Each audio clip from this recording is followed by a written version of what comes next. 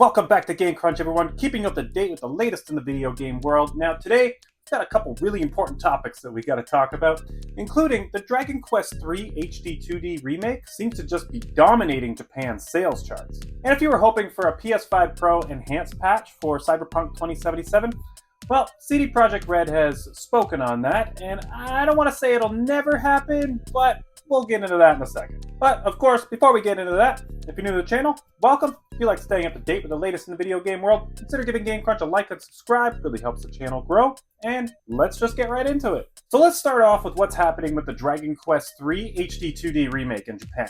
Square Enix's latest release has set the gaming charts on fire in Japan. According to Famitsu, the game dominated the top spots across both the Switch and the PS5 platforms, selling a combined total of 826,945 copies in its first week. The Switch version alone led the charge with over 641,000 copies sold, followed by the PS5's 185,000. To put this in perspective, Dragon Quest III sold 10 times more than the rest of Japan's top 10 games combined.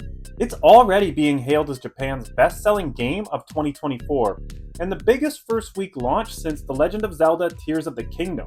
It's also Square Enix's largest debut since Dragon Quest XI back in 2017. Stock shortages are being reported, but if shelves are restocked quickly or digital sales pick up, Dragon Quest III could hit the 1 million unit milestone by next week. So what's your take on this pretty stellar debut?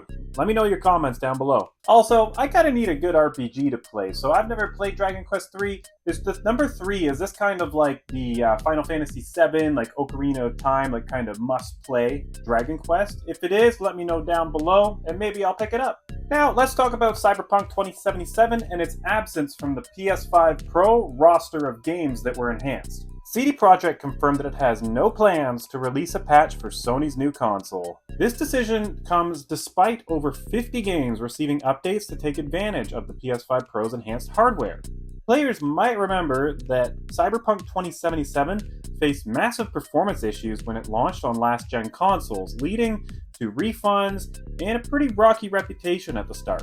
The game eventually got a proper PS5 upgrade, which was free for PS4 owners, but now CD Projekt seems focused on the future rather than revisiting older versions. That future includes Cyberpunk 2, which has been codenamed Project Orion, which is being developed in North America for a more authentically American feel. Meanwhile, CD Projekt is also gearing up for The Witcher 4, which is codenamed Polaris, with production scheduled to start pretty soon.